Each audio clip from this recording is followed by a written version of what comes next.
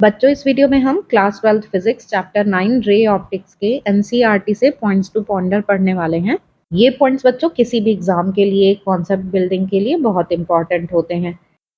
इससे पहले के सभी चैप्टर्स, पूरी फर्स्ट बुक चैप्टर 1 to 8 के एनसीईआरटी के पॉइंट्स टू पॉन्डर की वीडियोस की प्लेलिस्ट का लिंक बच्चों आपको डिस्क्रिप्शन में मिल जाएगा। फर्स्ट पॉइंट देखते हैं। The laws of reflection and refraction are true for all surfaces and pairs of media at the point of incident. बच्चों, लॉज ऑफ रिफ्लेक्शन और रिफ्रैक्शन तो आपको पता ही होगा। लॉज ऑफ रिफ्लेक्शन में फर्स्ट लॉ क्या है? Incident ray, reflected ray and normal all three lie in the same plane.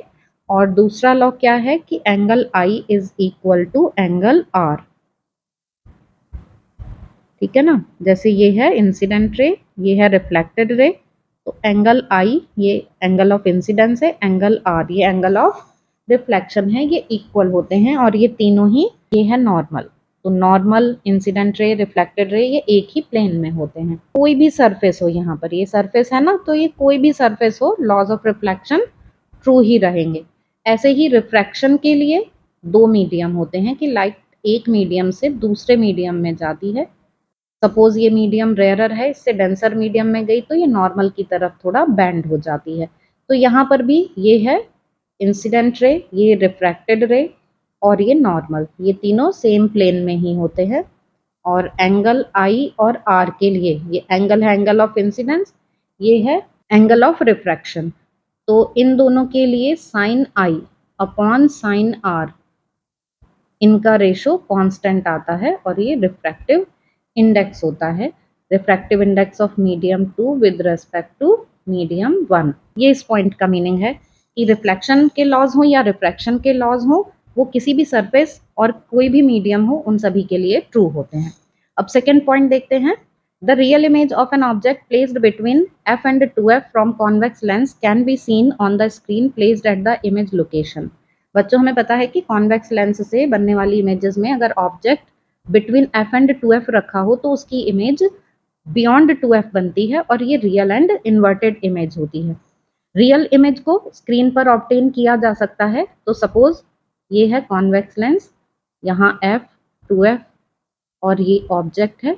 ये ऑब्जेक्ट से एक पैरेलल रे गई, पैरेलल आने वाली रे ये फोकस से होकर जाएगी और दूसरी रे को हम ऑप्टिकल सेंटर से पास कराएंगे लेंस के, तो वो बिना कुछ अपने पाथ को चेंज किए हुए चली जाएगी। जहां पर ये दोनों रेज मिलेंगी वहां पर इमेज बन जाएगी। अब ये इमेज बनती है बियॉन्ड 2f। ये जो इमेज है बच्चों, ये स्क्रीन पर ऑब्टेन की जा सकती है, स्क्रीन पर इसको देख सकते हैं क्योंकि रियल एंड इन्वर्टेड इमेज है ये, तो इसको स्क्रीन पे ऑब्टेन कर लेते हैं। अब आगे देखते हैं।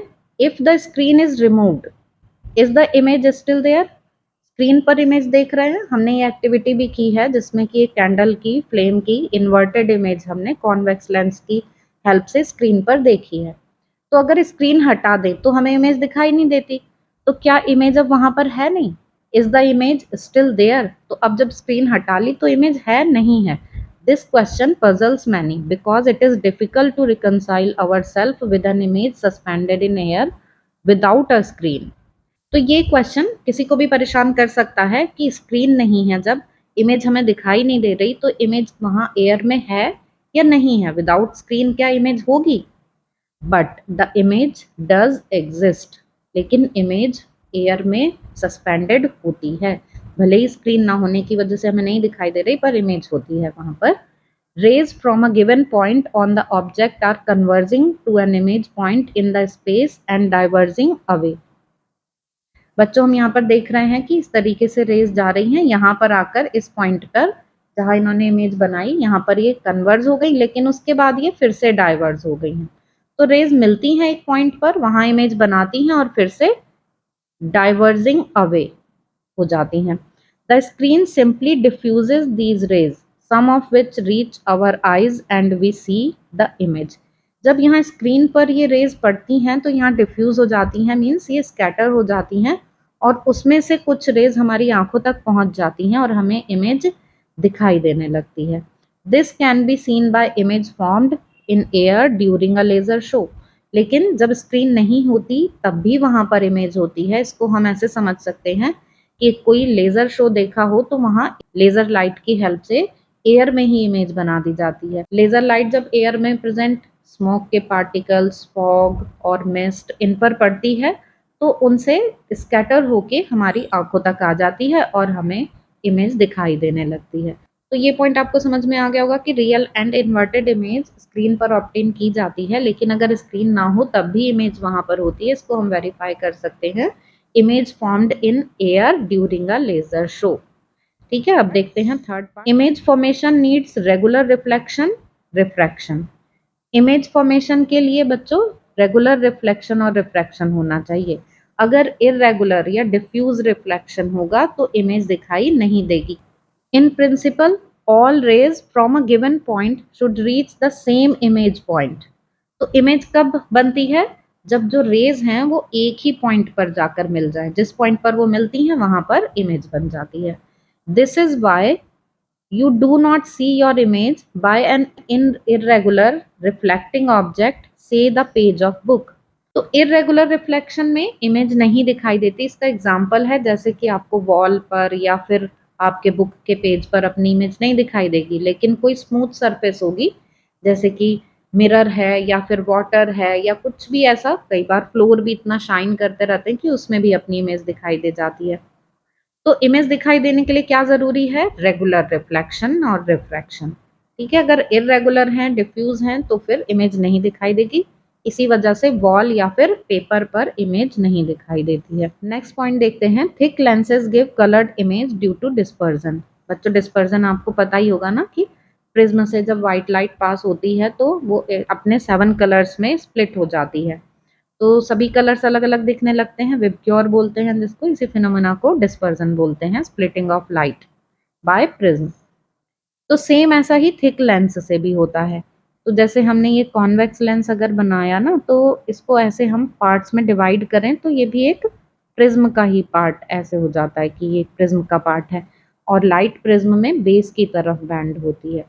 तो ऐसे लाइट स्प्लिट हो जाती है, तो थिक लेंस जो है वो प्रिज्म की तरह बिहेव करता है, जिससे कि लाइट स्प्लिट हो जाती है डिफरेंट कलर्स में और कलर्ड इमेज मिलती है। The variety in the colors of object we see around us is due to the constituent colors on the light incident on them।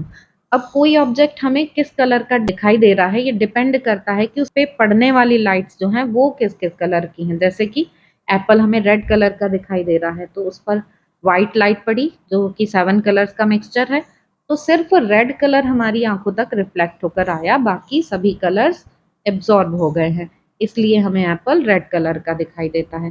तो अगर उस पर रेड कलर पड़े ही नहीं तो वो हमें रेड नहीं दिखाई देगा। A monochromatic light may produce an entirely different perception about the colors on an object as seen white light। तो जैसे अभी हम बात कर रहे थे कि एप्पल रेड कलर का दिखा जब उस पर व्हाइट लाइट पड़ी। अब अगर उस पर व्हाइट लाइट ना पड़े, मान लो उस पर ग्रीन लाइट ही पड़ रही है, बस मोनोक्रोमैटिक मतलब एक सिंगल कलर की ही लाइट, तो अगर सिर्फ ग्रीन लाइट में एप्पल को देखेंगे तो वो हमको फिर रेड नहीं दिखाई देगा, हो सकता है वो हमको ब्लैक दिखाई दे। ठीक है, तो ये परसेप्शन बिल्कुल चेंज हो जाएगा कि कौन से ऑब्जेक्ट का कलर क्या है। ये किस पे डिपेंड करता है कि उस पर पड़ने वाली लाइट जो है उनके कलर्स क्या हैं, और जो कलर हमारी आंखों तक रिफ्लेक्ट होकर आता है सिर्फ हमें ऑब्जेक्ट उसी कलर का दिखाई देता है। फिफ्थ पॉइंट देखते हैं, लास्ट पॉइंट है ये बच्चों। For a simple microscope the angular size of the object equal the angular size of the image, yet it offers magnification because we can keep the small object much closer to the eye than 25 centimeter। पहले इतना ही समझ लेते हैं बच्चों। Simple microscope क्या होता है? कोई भी मैग्नीफाइंग लेंस मीन्स एक convex lens with small focal length, उसको सिंपल माइक्रोस्कोप बोलते हैं। तो सिंपल माइक्रोस्कोप से भी मैग्निफिकेशन हो जाता है, जबकि जो एंगुलर साइज है ऑब्जेक्ट का वही एंगुलर साइज इमेज का होता है। अब मैग्निफिकेशन के लिए क्या फॉर्मूला लेते हैं? Beta upon alpha. ये 10 बीटा अपॉन 10 अल्फा आपने पढ़ा होगा। बीटा यहाँ पर है angle subtended by image, alpha है एंगल सबटेंडेड बाय ऑब्जेक्ट।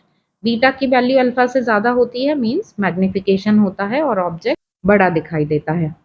लेकिन यहाँ पर क्या है कि एंगल दोनों सेम है, दोनों सेम एंगल सबटेंड कर रहे हैं, तब भी मैग्निफिकेशन होता है। क्यों होता है मैग्निफिकेशन?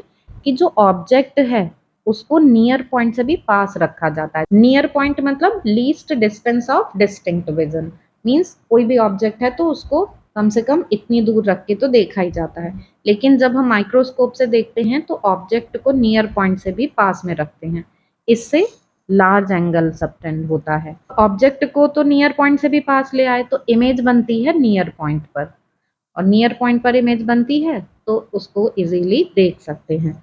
तो विदाउट माइक्रोस्कोप अगर आप लेंस नहीं ले रहे हैं तो उस टाइम पर ऑब्जेक्ट ही 25 सेंटीमीटर पे रखा होता है नियर पॉइंट पर, तो वो हमें क्लियर दिखाई नहीं देता क्योंकि स्मॉल एंगल सबटेंड होता है वहां पर। तो एक बार फिर से समझ लेते हैं कि माइक्रोस्कोप से कैसे हमको थोड़ा मैग्नीफाई इमेज दिख जाती है जबकि दोनों ऑब्जेक्ट और image same angle equal angle subtend करते हैं आई पर। तो ऐसा इसलिए होता है कि ऑब्जेक्ट को नियर पॉइंट से पास में रखते हैं तो वो बड़ा एंगल बनाता है, और इमेज बनती है नियर पॉइंट पर तो वो भी कंपैरेटिवली पास हो जाती है तो थोड़ा मैग्नीफाइड दिखती है। तो जब माइक्रोस्कोप का यूज नहीं करते हैं तो ऑब्जेक्ट को ही 25 सेंटीमीटर पे रखते हैं तो इमेज और दूर जाकर बनेगी। इमेज जो एंगल सबटेंड करेगी वो और छोटा हो जाएगा, इसलिए क्लियर इमेज नहीं दिखाई देगी। तो बच्चों ये थे चैप्टर 9 के points to ponder. I hope कि आपको समझ में आ गए होंगे। फिर भी आपके इनसे रिलेटेड कोई डाउट्स हो तो आप कमेंट सेक्शन में पूछ सकते हैं।